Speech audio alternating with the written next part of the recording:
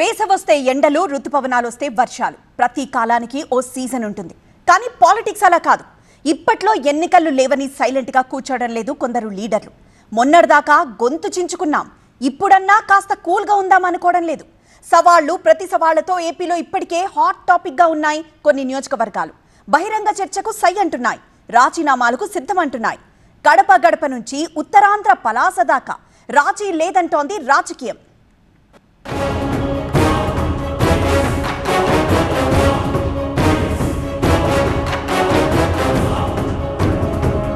పెళ్ళో పేరంటమో ఉంటే పండగో పబ్బమో వస్తే పట్టుపంచె బయటకు తీస్తాం. రాజకీయాలైనా అంతేగా.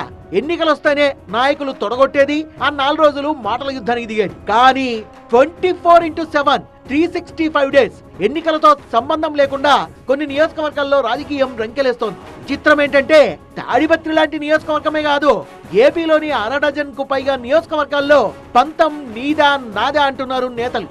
ఎన్నికలైపోయి ఏడాది గడిచినా రాజకీయం సెగ తగ్గకుండా చూస్తున్నారు.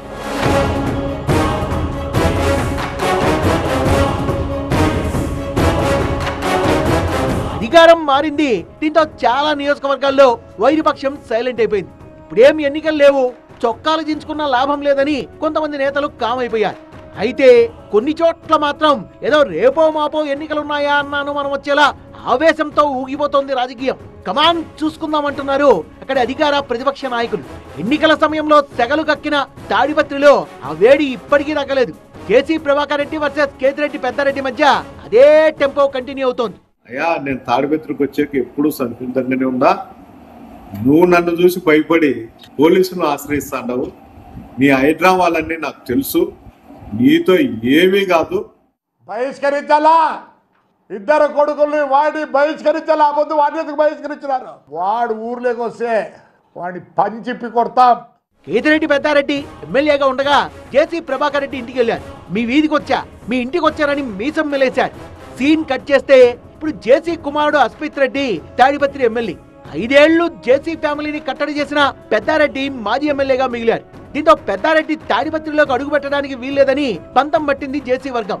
తాడిపత్రి వెళ్లేందుకు హైకోర్టు అనుమతించినా నియోజకవర్గానికి వెళ్ళలేకపోతున్నారు మాజీ ఎమ్మెల్యే. ఇప్పటికే ఆయన్ని పోలీసులు 3 సార్లు అడ్డుకున్నారు. ఈ సైన్యము నువ్వు ఎవరు ఏమి చేయలేరు. ఆ పరిస్థితి వచ్చినప్పుడు ఆ దేవుడు కూడా ఎవరిని కాపాడలేడు. నువ్వు కూడా జాగ్రత్తగా నువ్వు భవిష్యత్తు ఆలోచన చేసుకో. ఈ రోజు ఉండే భవిష్యత్తు రేపు ఉండదు. పెద్దారెడ్డి సొంత ఇల్లు తాడిపత్రిలోనే ఉంది. తన ఇంటికి వెళ్తానన్న పోలీసులు ఆయన అడ్డుకుంటున్నారు. ఇప్పటికే 7-8 సార్లు తాడిపత్రి టూర్ను వాయిదా వేసుకున్న పెద్దారెడ్డి తనను చూసి జేసీ ప్రభాకర్ రెడ్డి భయపడుతున్నారంటున్నారు. తాను తాడిపత్రిలో అడుగు పెడితే అక్రమాలు సాగవని జేసీ కుటుంబం భయపడుతోందంటున్నారు కేతిరెడ్డి. జేసీ ప్రభాకర్ రెడ్డి ఏమో అధినేత ఓ 1 నెల రోజులు తమను ఫ్రీగా వదిలేస్తే వైసీపీ సంగతి తెలుస్తామంటున్నారు. అనంత పక్కనే ఉన్న కడప జిల్లా వైపు చూస్తే అక్కడ ప్రొద్దుటూరులో పొద్దు పొడవడం ఆలస్యం, సవాళ్ల పర్వం నడుస్తోంది. రక్తం ఉడికిపోతోందంటున్నారు. కార్యకర్తల కోసం ప్రాణత్యాగానికైనా సిద్ధమంటున్నారు. ప్రొద్దుటూరులో 2 నేతలది అదే మాట. ఎక్కడైనా గురువు గాని రాజకీయాల్లో కాదంటున్నారు అక్కడి మాజీ ఎమ్మెల్యే. టీడీపీ ఎమ్మెల్యే వరదరాజుల రెడ్డి, మాజీ ఎమ్మెల్యే రాచమల్లు శివప్రసాద్ రెడ్డి మధ్య రాజకీయం రోజు రోజుకి వేడెక్కుతోంది. వయస్సుని గౌరవిస్తామంటూనే ఎమ్మెల్యే వరదరాజుల రెడ్డి మీద ఒంటికాలిపై లేస్తున్నారు రాచమల్లు. వైసీపీ నేతలపై ప్రొద్దుటూరు ఎమ్మెల్యే తన కామెంట్స్ వెనక్కి తీసుకోవాలంటున్నారు. సోషల్ మీడియాలో తనపై జరుగుతున్న ప్రచారంతో పెద్దాయన వరదరాజుల రెడ్డి అసహనంతో ఉన్నారు. తనపై ఆరోపణల్ని నిరూపిస్తే రాజకీయాల నుంచి తప్పుకుంటానని ఛాలెంజ్ చేస్తున్నారు. మరి సంవత్సరమైందే ప్రొద్దుటూరులో మీ పార్టీ అధికారంలోకి వచ్చి నువ్వు ఎమ్మెల్యే అయ్యి, మరి మటకా జరుగుతుంది, క్రికెట్ జరుగుతుంది, జూదం జరుగుతుంది, గుట్కా అమ్ముతున్నారు, బెల్ట్ షాపులు ప్రారంభమైనాయి, ఇసుక అక్రమ రవాణా జరుగుతుంది. సిగ్గు లజ్జ ఉంటే ఒక్కటి రుజువు చేయరా.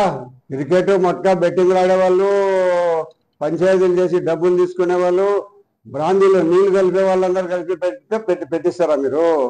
ఒక ఎంట్రుక కూడా మీకు లేరు మీరు ఎన్ని చేసినా కూడా. నంద్యాల జిల్లాలోని శ్రీశైలంలోనూ రాజకీయం పోటెత్తుతోంది. నియోజకవర్గ అభివృద్ధిపై టీడీపీ ఎమ్మెల్యే, వైసీపీ మాజీ ఎమ్మెల్యే సై అంటే సై అంటున్నారు. ఎమ్మెల్యే బుడ్డా రాజశేఖర రెడ్డి విసిరిన సవాల్కు స్పందించారు మాజీ ఎమ్మెల్యే శిల్పా చక్రపాణి రెడ్డి. ఈ ఏడాది కాలంలో చేసిన అభివృద్ధి ఏంటో చూపిస్తే చర్చకు సిద్ధమన్నారు. అవినీతిలో 1 టైం ఎమ్మెల్యేగా టాప్ లో ఉంటారంటూ బుడ్డాని టార్గెట్ చేశారు చక్రపాణి రెడ్డి. చంద్రబాబు పిలిచి వార్నింగ్ ఇచ్చినా సిగ్గురాలేదంటూ హాట్ కామెంట్స్ చేశారు. దీంతో దేనిపై అయినా సరే డిస్కషన్ కి రెడీ అంటున్నారు శ్రీశైలం ఎమ్మెల్యే బుడ్డా.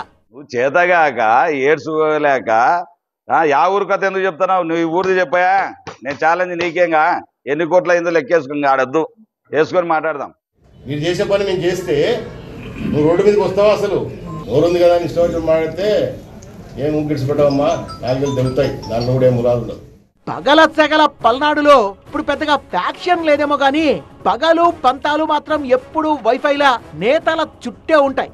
మీసాలు తిప్పడాలు, తొడలు కొట్టడాలు, గురజాల రాజకీయాల్లో జస్ట్ టీజర్లు మాత్రమే, లోపల ఒరిజినల్ అలాగే ఉంది అంటుంటారు నేతలు. మొన్నటిదాకా వైసీపీ ఎమ్మెల్యే, ఇప్పుడు మరోసారి టీడీపీ ఎమ్మెల్యే, మిగతావన్నీ సేమ్ టు సేమ్. మొన్నటి ఎన్నికల్లో టీడీపీ నుంచి భారీ మెజార్టీతో గెలిచారు ఎరపతినేని శ్రీనివాసరావు. పోలింగ్ కి ముందు తర్వాత కూడా ఉద్రిక్తతలు చెలరేగిన పల్నాడులో ఏడాది తర్వాత కూడా నేతలు అస్సలు తగ్గడం లేదు. కాస్త గ్యాప్ ఇచ్చిన మాజీ ఎమ్మెల్యే కాసు మహేష్ రెడ్డి సెల్ఫీ వీడియోలతో, పత్రికా ప్రకటనలతో ప్రభుత్వంపై విమర్శలు గుప్పిస్తున్నారు. వైసీపీ కార్యకర్తల్ని వేధిస్తున్నారని ఆరోపిస్తున్నారు. పిడుగురాళ్ల మెడికల్ కాలేజీ సాధించిన ఘనత తనదే అని చెప్పుకుంటున్నారు Kasu Mahesh Reddy. Medical college hospital మేము 4 సంవత్సరాల నుంచి శాంక్షన్ చేయించి 400-500 కోట్లతో నిర్మాణం చేపట్టాం. 90% హాస్పిటల్ పూర్తయింది, 70% కాలేజ్ పూర్తయింది. ఎన్నికలు పూర్తవగానే వైసీపీని ఉద్దేశించి హాట్ కామెంట్ చేశారు గురజాల ఎమ్మెల్యే ఎరపతినేని. ఇకనైనా మారకపోతే తగిన మూల్యం చెల్లించుకుంటారని హెచ్చరిస్తూ పాత సీనునైతే బట్టలిప్పి నడి రోడ్డుపై కొట్టేవాడినంటూ ఎరపతినేని అప్పట్లో స్ట్రాంగ్ కౌంటర్ ఇచ్చారు. తను మారాను కాబట్టే అంతా బతికిపోతున్నారన్నారు. అప్పట్లో ఎరపతినేని మాటలకు కాసు గట్టి కౌంటర్ ఇచ్చారు. మచిలీపట్నంలో మంత్రి కొల్లు రవీంద్ర, మాజీ మంత్రి పేర్ని నాని మధ్య విమర్శలతో పోర్టు సాక్షిగా రాజకీయం పోటెత్తుతోంది. సివిల్ సప్లైస్ కేసులో తన కుటుంబాన్ని ఉద్దేశపూర్వకంగా ఇరికించారంటున్న వైసీపీ మాజీ మంత్రి పేర్ని నాని తన పరిస్థితి పగవాడికి కూడా రాకూడదంటున్నారు. తన భార్యను కూడా పోలీసులు వేధించారంటున్న పేర్ని నాని మీ టైం నడుస్తోంది, నడవనివ్వండి అంటున్నారు. తమకు కూడా ఓ రోజు వస్తుందని, అప్పుడు ఇంతకింత అనుభవిస్తారని హెచ్చరికలు చేస్తున్నారు. చట్టం ముందు అందరూ సమానులే అంటున్నారు మంత్రి కొల్లు రవీంద్ర. వైసీపీ హయాంలో తనను అకారణంగా జైలు పాలు చేసిన విషయాన్ని గుర్తు చేస్తున్న ఆయన చేసిన తప్పులకు పేర్ని నాని మూల్యం చెల్లించక తప్పదంటున్నారు.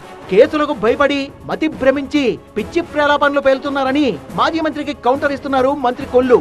నకిలీళ్ల పట్టాలపై విచారణలోపే ముందస్తు బెయిల్ కోసం ప్రయత్నించడం భుజాలు తడుముకోవడమే అంటున్నారు మంత్రి. దీంతో మచిలీపట్నం రాజకీయం ఎన్నికలైపోయాక కూడా డైలీ హాట్ టాపిక్ గానే ఉంటుంది. భార్యను తీసుకుని దాక్కుంటూ రోజుకొక లేదా 2 రోజులకు ఒక ఇంట్లోనో ఒక చోట్లోనో ఉంటూ 15 రోజులు తిరగటం అనేది నిజంగా ఆ రోజే నేను మానసికంగా చచ్చిపోవాలి, రాజకీయంలోంచి మానేయాలి. ఎలక్షన్లో నీ కొడుకుని గెలిపించుకోవాలని, నీ కొడుకుని అందరం ఎక్కించుకోవాలని నువ్వు పడరాని పాటలు పడి చెయ్యరాని తప్పులు చేసి పారిపోవాల్సిన అవసరం ఉంది. మామూలుగా అయితే ఇచ్చిపుచ్చుకున్నట్లే ఉంటుంది గోదావరి జిల్లా రాజకీయం. కానీ ఎన్నికలయ్యాక పశ్చిమ గోదావరి జిల్లా తణుకులో మాత్రం బస్తీ మీద సవాలంటున్నారు నేతలిద్దరు. తణుకు ఎమ్మెల్యే రాధాకృష్ణపై తీవ్ర ఆరోపణలు చేస్తున్నారు మాజీ మంత్రి కారుమూరి నాగేశ్వరరావు. ప్రతి దాంట్లో ఎమ్మెల్యేకు కమిషన్ ముట్టాల్సిందే అని సంచలన ఆరోపణలు చేశారు. ఇంట్లోని హోమ్ మినిస్టరే కలెక్షన్ కింగ్ అంటూ కారుమూరి చేసిన ఆరోపణలు తణుకు రాజకీయాల్లో ప్రకంపనలు సృష్టించాయి. ఆర్కే ట్యాక్స్ అంటూ టీడీపీ ఎమ్మెల్యేపై తీవ్ర విమర్శలకు దిగారు మాజీ మంత్రి. కారుమూరి ఆరోపణలకు అధికార పార్టీ ఎమ్మెల్యే నుంచి అంతకంటే స్ట్రాంగ్ కౌంటర్ పడింది. నిరూపిస్తే రాజీనామా చేస్తానంటూ బ్లాంక్ లెటర్ హెడ్ పై సంతకం చేశారు తణుకు ఎమ్మెల్యే రాధాకృష్ణ. గంజాయికి నిలయం తణుకు, బెట్టింగ్స్ కి నిలయం తణుకు, పర్సెంటేజ్ కి నిలయం తణుకు, ఆర్కే ట్యాక్స్ ఎక్కడికి వెళ్ళినా ఆర్కే ట్యాక్స్ దోచుకో, దాచుకో, దొబ్బుకో. ఈ రోజు నేను ఛాలెంజ్ చేస్తున్నా, నువ్వేదైతే ఆరోపణలు చేస్తున్నావో ఆరోపణలు నిరూపించు, బ్లాంక్ పేపర్ మీద రాజీనామా చేసేస్తాను. తునప్రాయంగా ఎమ్మెల్యే పదవిని వదులుకోవడానికి సిద్ధంగా ఉన్నాను. ఉత్తరాంధ్ర వెనకబడిపోతే ఎట్టా అనుకున్నారో ఏమో, ఇక్కడి పాలిటిక్స్ ని డీప్ ఫ్రై చేస్తున్నారు పలాస నేతలు. ఎన్నికల ముందు నుంచి అప్పలరాజు, గౌతు శిరీష మధ్య సవాళ్ల పర్వం నడుస్తోంది.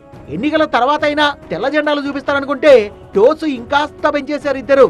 పలాసకు గౌతు కుటుంబం ఏం చేసిందని ప్రశ్నిస్తున్నారు మాజీ మంత్రి సీదిరి. లిక్కర్ బాటిల్ కి ఇంత అని వసూలు చేస్తున్నారని టీడీపీ ఎమ్మెల్యేపై విరుచుకుపడ్డారు. టైము డేటు చెప్తే అక్రమాలు, అభివృద్ధిపై చర్చకు సిద్ధమంటున్నారు సీదిరి.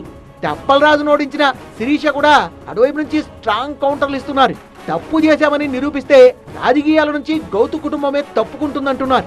ఆరోపణల్ని నిరూపించలేకపోతే మాత్రం సీదిరి గుండు కొట్టించుకొని తన ఇంటి ముందు చెప్పుతో కొట్టుకుని క్షమాపణ చెప్పాలని డిమాండ్ చేశారు. 5 ఏళ్లలో అప్పలరాజు అక్రమాలు చెప్పుకుంటే తరిగిపోవంటున్నారు పలాస ఎమ్మెల్యే. నువ్వు ఒక ఎమ్మెల్యే, నువ్వు నీ బాగోతు మాకు తెలియదట. ఇన్ని వేల కోట్లు ఎలాగొచ్చే తెలీదా? నీలా మేమేమి ప్రభుత్వాల దగ్గర దేపరించేసి 100 ఎకరాలు తీసేసుకొని వ్యాపారాలు చేసుకొని డబ్బులు సంపాదించలేదమ్మా. నా కుటుంబ సభ్యులుగా నేను కానీ ఎవరు తప్పు చేశారని మీరు నిరూపించిన రోజు రాజకీయాల నుండి శాశ్వతంగా నాతో పాటు గౌతు కుటుంబం కూడా తప్పుకుంటుంది. నిరూపించలేకపోతే అప్పలరాజుని ఒకటే అడుగుతున్నానండి, ఎన్ని రోజులు కావాలంటే అన్ని రోజులు తీసుకోమనండి. గుండు కొట్టించుకొని నా ఇంటి ముందు చెప్పుతో కొట్టుకొని నాకు క్షమాపణ చెప్పమని కోరుకుంటున్నాను. అంతేగాని ఆయనేమి నేను రాజకీయాలు వదలమనట్లే, ఎందుకంటే అది ఎలాగో వదలదు కాబట్టి.